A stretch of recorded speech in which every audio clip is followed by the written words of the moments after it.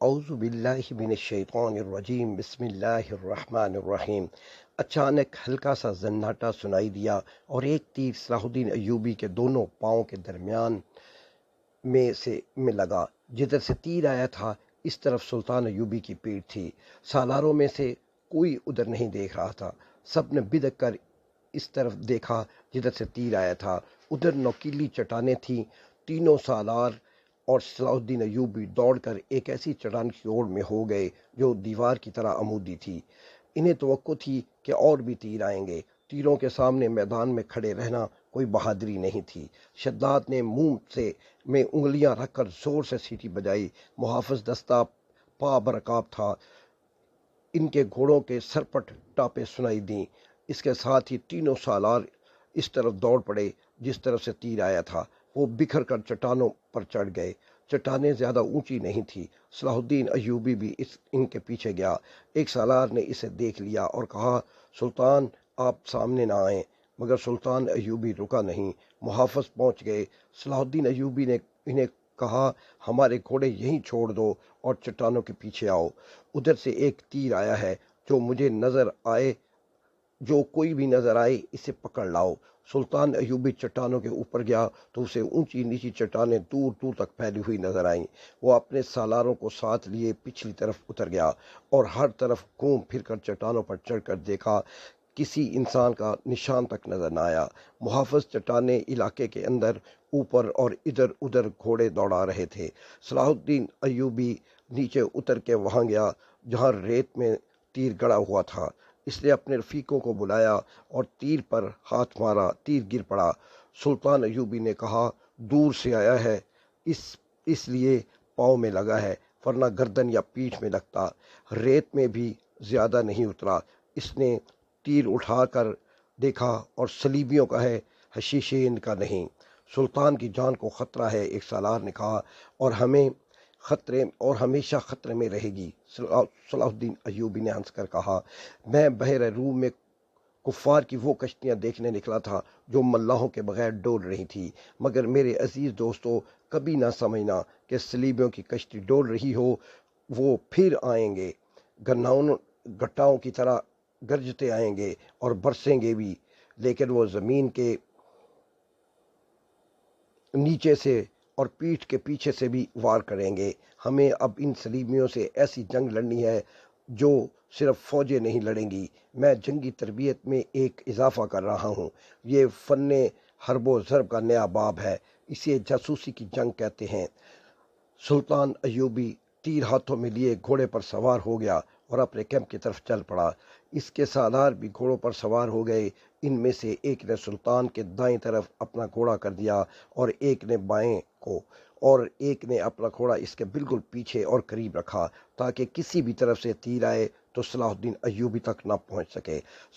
صلاح الدین ایوبی نے ایک تیر پر ذرا سی بھی پریشانی کا اظہار نہ کیا جو کسی نے اسے قتل کرنے کے لیے چلایا تھا۔ اپنے رفیق سالاروں کو اپنے خیمے میں بٹھاتے ہوئے وہ بتا رہا تھا کہ جاسوس اور شب خون مارنے والے دستے کس قدر نقصان کرتے ہیں۔ وہ کہہ رہا تھا، میں علی بن سفیان کو ایک ہدایت دے چکا ہوں، لیکن اس پر عمل درآمد نہیں ہو سکا کیونکہ فوراً ہی مجھے اس حملے کی خبر ملی اور عمل درآمد دھرا رہ گیا۔ تم سب فوری طور پر یوں کرو کہ اپنے سپاہیوں اور ان کے عہدیداروں میں سے ایسے افراد منتخب کرو جو دماغی اور جسمانی لحاظ سے مضبوط اور صحت مند ہوں، باریک بین، دور اندیش، قوت فیصلہ رکھنے والے، جاں باز قسم کے آدمی چنو۔ میں نے علی کو ایسے آدمیوں کی جو صفات بتائی ہیں وہ سب سن لو۔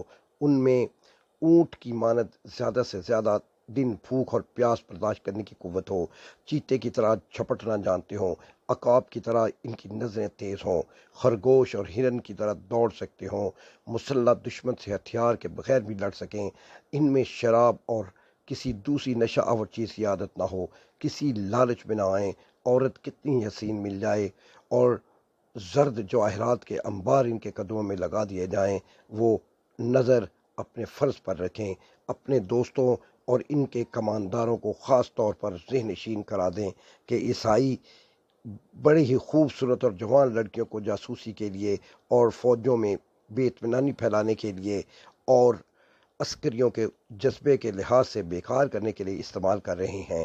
میں نے مسلمانوں میں یہ کمزوری دیکھی ہے کہ عورت کے آگے ہتھیار ڈال دیتے ہیں۔ میں مسلمان عورت کو اس مقصد کے لیے دشمن کے علاقے میں کبھی نہیں بھیجوں گا۔ ہم عصمتوں کے محافظ ہیں، عصمت کو ہتھیار نہیں بنائیں گے۔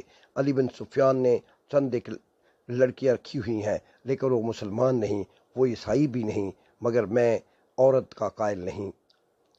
محافظ دستے کا کمانڈر خیمے میں آیا اور اطلاع دی کہ محافظ کچھ لڑکیوں اور آدمیوں کو ساتھ لائے ہیں۔ سلطان ایوبی باہر نکلا، اس کے تینوں سالار بھی ساتھ تھے۔ باہر 5 آدمی کھڑے تھے جن کے لمبے چوغے دستاریں اور ڈیل ڈول بتا رہی تھی کہ تاجر ہیں اور سفر میں ہیں۔ ان کے ساتھ 7 لڑکیاں تھیں، ساتوں جوان تھیں اور ایک سے ایک بڑھ کر خوبصورت۔ ان محافظوں میں سے ایک نے، جو سلطان پر تیر چلانے والے کی تلاش میں گئے تھے، بتایا کہ انہوں نے تمام علاقہ چھان مارا ہے، انہیں کوئی آدمی نظر نہیں آیا۔ دور پیچھے گئے تو یہ لوگ 3 اونٹوں کے ساتھ ڈیرا ڈالے ہوئے تھے۔ کیا ان کی تلاشی لی ہے؟ ایک سالار نے کہا، لی ہے۔ محافظ نے جواب دیا، یہ کہتے ہیں تاجر ہیں۔ ان کا سارا سامان کھلوا کر دیکھا، جامع تلاشی بھی لی۔ ان کے پاس ان خنجروں کے سوا اور کوئی ہتھیار نہیں۔ ان کے 5 خنجر سلطان ایوبی کے قدموں میں رکھ دیے۔ ہم مراکش کے تاجر ہیں، ایک تاجر نے کہا، اسکندریہ تک جائیں گے۔ 2 روز گزرے، ہمارا قیام یہاں سے 10 کوس پیچھے تھا۔ پرسوں شام یہ لڑکیاں ہمارے پاس آئیں، ان کے کپڑے بھیگے ہوئے تھے۔ انہوں نے بتایا کہ یہ سسلی کی رہنے والی ہیں۔ انہیں عیسائی فوج کا ایک کماندار گھروں سے پکڑ کر ساتھ لے آیا ہے اور ایک بحری جہاز میں جا سوار کیا۔ ان کی ماں باپ غریب ہیں۔ یہ کہتی ہیں کہ بے شمار جہاز اور کشتیاں چل پڑیں۔ لڑکیوں والے جہاز میں چند اور کماندار قسم کے آدمی تھے اور ان کی فوج بھی تھی۔ وہ سب ان لڑکیوں کے ساتھ شراب پی کر عیش و عشرت کرتے رہے۔ اس ساحل کے قریب آئے تو جہازوں پر آگ کے گولے گرنے لگے۔ تمام لوگ جہازوں سے سمندر میں کودنے لگے۔ ان لڑکیوں کو انہوں نے ایک کشتی میں بٹھا کر جہاز سے سمندر میں اتار دیا۔ یہ بتاتی ہیں کہ انہیں کشتی چلانی نہیں آتی تھی۔ کشتی سمندر میں ڈولتی اور بھٹکتی رہی، پھر ایک روز خود ہی ساحل سے آ لگی۔ ہمارا قیام ساحل کے ساتھ رہا۔ یہ ہمارے پاس آ گئیں، بہت ہی بری حالت میں تھی۔ ہم نے انہیں پناہ میں لے لیا۔ انہیں ہم دھتکار تو نہیں سکتے تھے، ہمیں کچھ سمجھ نہیں آ رہی تھی کہ ان کا کیا کریں۔ پچھلے پڑاؤ سے یہاں تک انہیں ساتھ لائے ہیں۔ یہ سوار آ گئے اور ہمارا سامان کی تلاشی لینے لگے۔ ہم نے ان سے تلاشی کی وجہ پوچھی تو انہوں نے بتایا کہ سلطان صلاح الدین ایوبی امیر مصر کا حکم ہے۔ ہم نے ان کی منت سماجت کی کہ ہمیں اپنے سلطان کے حضور لے چلو، ہم عرض کریں گے کہ ان لڑکیوں کو اپنی پناہ میں لے لے، ہم سفر میں ہیں، انہیں کہاں کہاں لیے پھریں گے۔ لڑکیوں سے پوچھا تو وہ سسلی کی زبان بول رہی تھی، وہ ڈری ڈری سی لگتی تھی۔ ان میں سے 2-3 اکٹھی ہی بولنے لگیں۔ صلاح الدین ایوبی نے تاجروں سے پوچھا کہ ان کی زبان کون سمجھتا ہے؟ ایک نے بتایا، صرف میں سمجھتا ہوں۔ یہ التجا کر رہی ہیں کہ سلطان انہیں پناہ میں لے لے۔ کہتی ہے کہ ہم تاجروں کے قافلے کے ساتھ نہیں جائیں گی، کہیں ایسا نہ ہو کہ راستے میں ڈاکو ہمیں اٹھا کر لے جائیں۔ ادھر جنگ بھی ہو رہی ہے، ہر طرف عیسائیوں اور مسلمانوں کے سپاہی بھاگتے دوڑتے پھر رہے ہیں۔ ہمیں سپاہیوں سے بہت ڈر آتا ہے۔ ہمیں جب گھروں سے اٹھایا گیا تھا تو ہم سب کنواری تھی۔ ان فوجیوں نے بحری جہان میں ہمیں طوائفیں بنائے رکھا۔ ایک لڑکی نے کچھ کہا تو اس کی زبان جاننے والے تاجر نے سلطان ایوبی سے کہا، یہ کہتی ہیں کہ ہمیں مسلمانوں کے بادشاہ تک پہنچا دو، ہو سکتا ہے کہ اس کے دل میں رحم آ جائے۔ ایک اور لڑکی بول پڑی، اس کی آواز رندھائی ہوئی تھی۔ تاجر نے کہا، یہ کہتی ہے کہ ہمیں عیسائی سپاہی کے حوالے نہ کیا جائے، میں مسلمان ہو جاؤں گی بشرطے کہ کوئی اچھی حیثیت والا مسلمان میرے ساتھ شادی کر لے۔ 3 لڑکیاں پیچھے کھڑی منہ چھپانے کی کوشش کر رہی تھی۔ ان کے چہروں پر گھبراہٹ تھی، بات کرتے کرتے شرماتی یا ڈرتی تھیں۔ صلاح الدین ایوبی نے تاجر سے کہا، انہیں کہو کہ یہ عیسائیوں کے پاس نہیں جانا چاہتی، ہم انہیں اسلام قبول کرنے پر مجبور نہیں کر سکتے۔ یہ لڑکی جو کہہ رہی ہے کہ مسلمان ہو جائے گی بشرطے کہ کوئی مسلمان اس کے ساتھ شادی کر لے، اسے کہو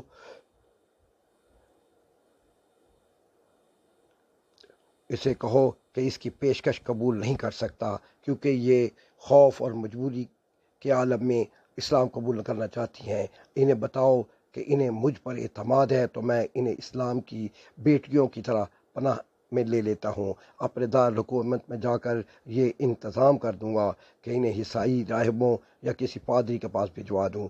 پادری یروشلم میں ہوں گے۔ دوسری صورت یہ ہے کہ جب عیسائی قیدیوں کو آزاد کیا جائے گا تو میں کوشش کروں گا کہ ان کی شادیاں قابل اعتماد اور اچھی حیثیت کے قیدیوں کے ساتھ کر دوں۔ انہیں یہ بھی بتا دوں کہ کسی مسلمان کو ان سے ملنے کی اجازت نہیں ہوگی اور نہ انہیں اجازت ہوگی کہ کسی مسلمان سے ملیں۔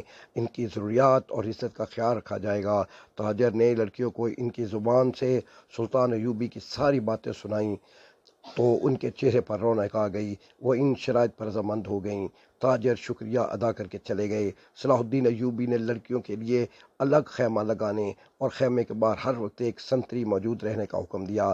وہ خیمے کی جگہ بتانے ہی لگا تھا کہ 6 صلیبی قیدی سلطان ایوبی کے سامنے لائے گئے۔ وہ بہت ہی بری حالت میں تھے، ان کے کپڑے بھیگے ہوئے تھے، کپڑوں پر خون بھی تھا، ریت بھی، ان کے چہرے لاشوں کی مانند تھے۔ ان کے متعلق بتایا گیا کہ 1.5-2 میل دور ساحل پر بے سود پڑے تھے۔ وہ ٹوٹی ہوئی کشتی پر تیر رہے تھے۔ ایک دن کشتی پانی سے بھر کر ڈوب گئی۔ یہ سب تیر کر ساحل تک پہنچے۔ کشتی میں 22 آدمی سوار ہوئے تھے، صرف یہ 6 زندہ بچے۔ ان سے چلا نہیں جاتا تھا۔ یہ صلیبی لشکر کے پاس سپاہی تھے، یہ سب دھڑام سے بیٹھ گئے۔ ان میں سے ایک چہرے مہرے سے لگتا تھا کہ معمولی سپاہی نہیں ہے، وہ کرا رہا تھا۔ اس کے کپڑوں پر خون کا ایک دھبا بھی نہ تھا، مگر زخمیوں سے زیادہ تکلیف میں معلوم ہوتا تھا۔ اس نے 7ویں لڑکیوں کو غور سے دیکھا اور پھر کراہنے لگا۔ یہ صلاح الدین ایوبی کا حکم تھا کہ ہر ایک قیدی اسے دکھایا جائے، کیونکہ قیدی ابھی تک سمندر سے بچ کر نکل رہے تھے، اس لیے ہر ایک قیدی سلطان ایوبی کے سامنے لایا جاتا تھا۔ اس نے ان قیدیوں کو بھی دیکھا، ان سے کوئی بات نہ کی، البتہ اس قیدی کو جو سب سے زیادہ کرا رہا تھا، جس کے جسم پر کوئی زخم نہیں تھا،